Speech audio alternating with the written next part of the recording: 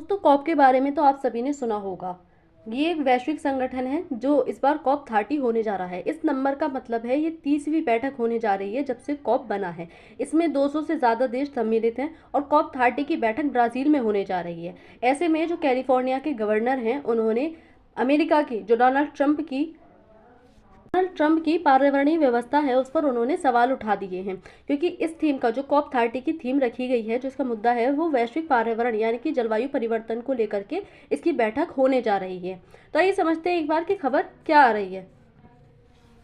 तो corp 30 climate summit 2025 Brazil के Amazon host से ग्लोबल वार्मिंग पर असर क्यों। तो कॉप 30 में कैलिफोर्निया के गवर्नर ने अमेरिका की जलवायु नीति पर ट्रंप की आलोचना की है। आखिर क्यों की गई है ट्रंप की आलोचना, क्या है अमेरिका की जलवायु नीति, उसको समझते हैं इस पूरी वीडियो में। तो ये 30वीं बैठक होने जा रही है। तो आयोजन हो रहा है इसका कॉप 30 का, कॉन्फ्रेंस ऑफ पार्टीज 30। इसका स्थान ब्राजील में इस बार ये बैठक हो रही है। इसका विषय है वैश्विक जलवायु परिवर्तन पर चर्चा। जो इसका मेन मुद्दा है इस बैठक का वो इस बार रहेगा क्लाइमेट चेंज को लेकर के। जो वैश्विक जलवायु है उसमें जो परिवर्तन हो रहा है उसको लेकर के बैठक हो रही है। प्रमुख वक्ता हैं इसके कैलिफोर्निया के गवर्नर गोविंद न्यूसम। तो इन्होंने जो अमेरिका की जलवायु परिवर्तन नीति है उस पर प्रश्न उठाए हैं। खबर क्या आ रही है, गवर्नर गोविंद न्यूसम ने राष्ट्रपति डोनाल्ड ट्रंप की जलवायु नीति को मूर्खतापूर्ण बताया है। यानी कि जो डोनाल्ड ट्रंप की जलवायु नीति है उस पर इन्होंने प्रश्न उठा दिए हैं। उन्होंने कहा कि अमेरिका की पिछली जलवायु नीतियां पर्यावरण की अनदेखी करती थी और इस बार भी अमेरिका जो करने जा रहा है वो कुछ ऐसा ही है, इसीलिए उन्होंने उसकी आलोचना की है। न्यूज़म ने यह भी कहा कि कैलिफोर्निया राज्य अपने स्तर पर पर्यावरण सुधार के प्रयास जारी रखेगा। यानी कि जो पर्यावरण में सुधार है वो अपनी राजनीति से ऊपर रखे जाएंगे, अपने हितों को देखते हुए। यानी कि जो जलवायु है उस पर ज़्यादा काम किया जाएगा। कैलिफोर्निया के गवर्नर का ये कहना रहा। तो इस प्रकार से जो आर्टिकल आए हुए हैं अलग अलग न्यूज़पेपर में, आप यहाँ देख सकते हैं। तो यहाँ पर है ब्राज़ील, जो कि साउथ अमेरिका का एक देश है। ये है ब्राज़ीलिया इसकी राजधानी, और ये है कैलिफोर्निया के गवर्नर न्यूसम जिन्होंने ये बात कही है।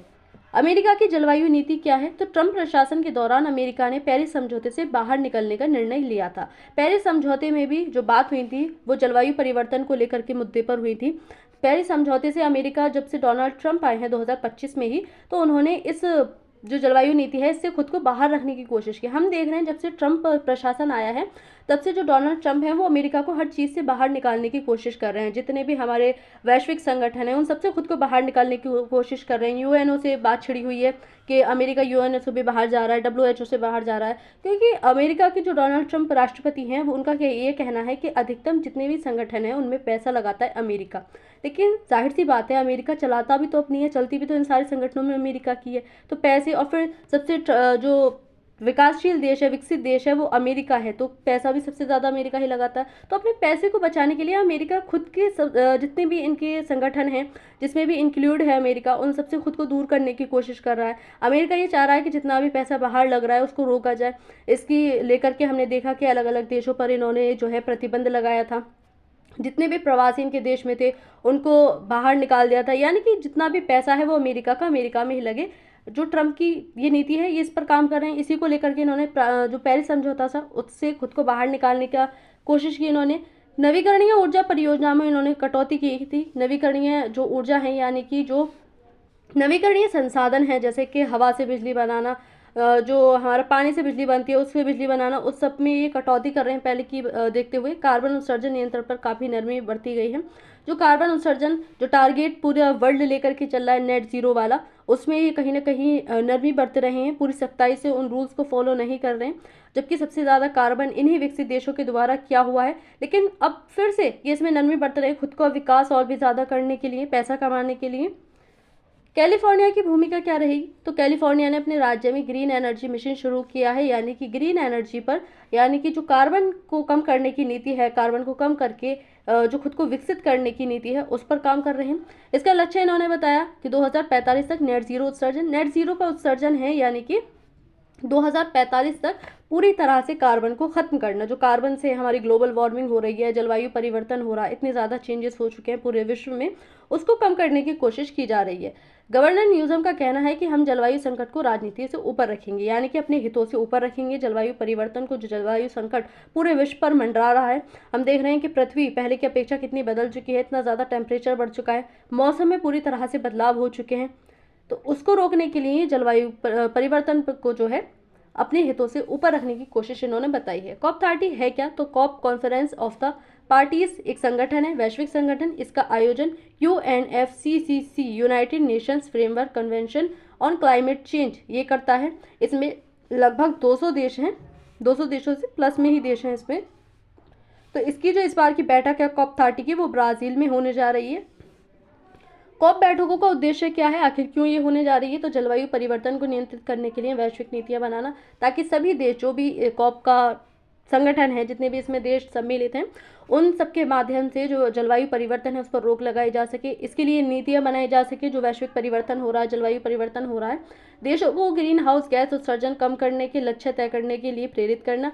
ग्रीन हाउस गैस कौन सी होती है? जिसमें CO2 होती है, हमारी जो CFC होती है, यानी कि जिससे हमारी पृथ्वी का टेम्परेचर बढ़ता है। ये कुछ ऐसी गैसें होती हैं जो पृथ्वी से निकलने वाले विकिरण को वापस वायुमंडल में नहीं जाने देती और इससे हमारी पृथ्वी का तापमान बढ़ता है। इसी से ग्लोबल वार्मिंग होती है। नवीकरणीय ऊर्जा, वन संरक्षण तथा सतत विकास के उपायों पर सहमति बनाई जाए। वनों को लगाया जाए ज़्यादा से ज़्यादा। हमने देखा कि मनुष्य ने लालच में आकर के अपने हितों को आगे रखते हुए पूरे के पूरे जो जलवायु है उसका बेड़ा गर्क कर दिया।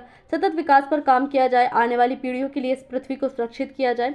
विकसित देशों द्वारा विकासशील देशों को वित्तीय और तकनीकी सहायता देना। जितने भी अभी विकसित होने की कगार में है देश, अभी लाइन में लगे हुए हैं, उन पर भी ध्यान दिया जाए। क्योंकि जो देश विकसित हो चुके हैं, सबसे ज़्यादा बेड़ा गर्क तो पृथ्वी को उन्होंने किया है, क्योंकि उन्होंने विकास के तौर पर इतना ज़्यादा कार्बन कर दिया कि पूरी पृथ्वी का जो जलवायु है, पूरी पृथ्वी की जो ग्लोबल वार्मिंग है वो हद से ज़्यादा हो रही है। अब जो विकासशील देश हैं, यानी कि विकसित होने की ओर अग्रसर हो रहे हैं, उनके विकास में बाधा बनते हैं, उन पर रोक लगाने की कोशिश करते हैं कि तुम भैया कार्बन उत्सर्जन ना करो। अब वो अगर कार्बन उत्सर्जन ना करेंगे, क्योंकि अभी उनके पास इतनी ज़्यादा टेक्नोलॉजी नहीं है, ऐसा कुछ नहीं है कि वो बिना कार्बन उत्सर्जन करे अपना विकास कर सके, तो इसमें जो विकसित देश है उनको उनका सहयोग करना पड़ेगा। या तो तुम पैसे दो या तो फिर उनकी मदद करो, जो जिस भी तरह से मदद कर सकते हो, लेकिन उन्हें भी विकसित बनाना पड़ेगा।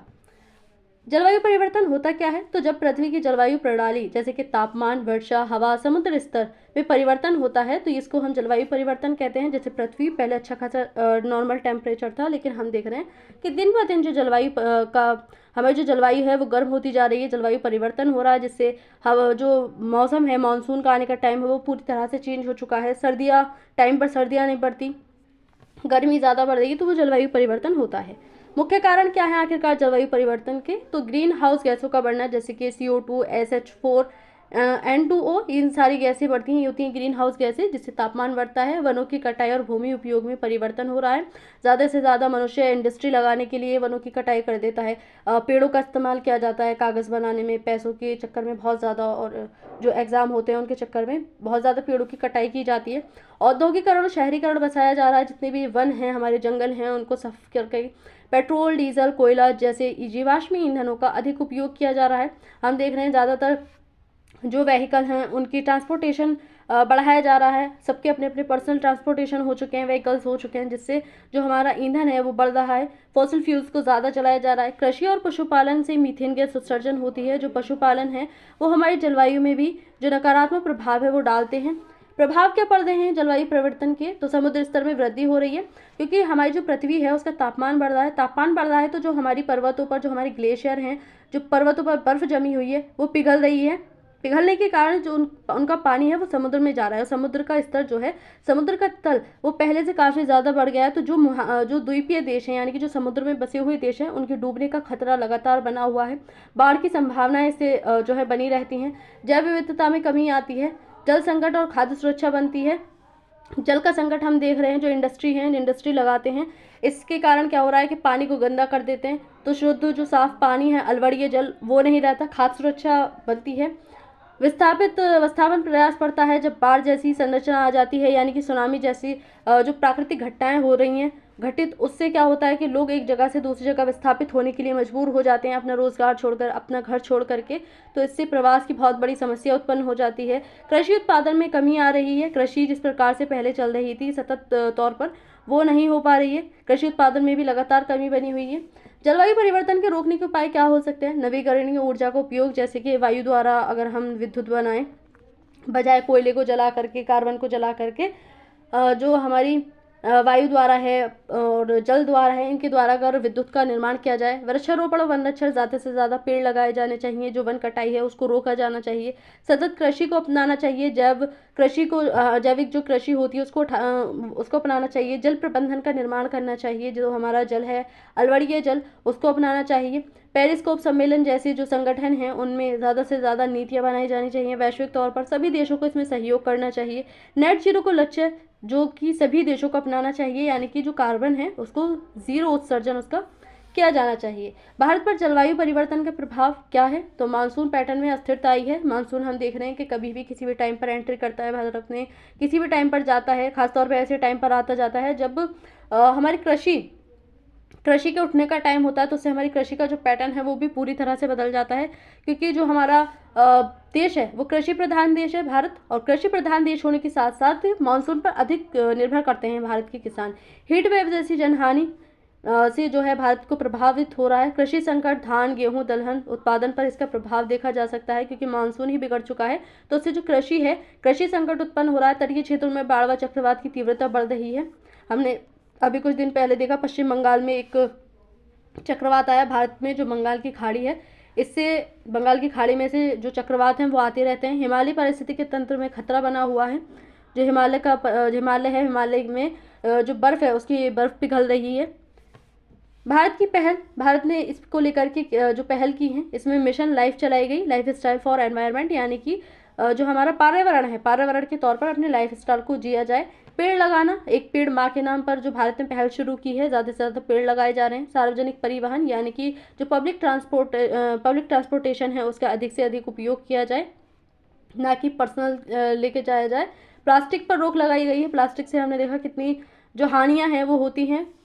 वैश्विक प्रभाव क्या हो रहा है इससे? तो अमेरिका की आंतरिक जलवायु नीति पर बहस छिड़ गई है, जब से जो कैलिफोर्निया के गवर्नर ने अमेरिका की जलवायु नीति पर जो उनकी मूर्खतापूर्ण उस नीति को बताया है, उससे अमेरिका की जो जलवायु है वो पूरे अंतर्राष्ट्रीय स्तर पर सबकी नज़रों में आ गई है, और उस पर फिर से बहस शुरू हो गई है। अन्य देश विकासशील भी जलवायु नीति पर इसको लेकर के जो है बहस कर रहे हैं।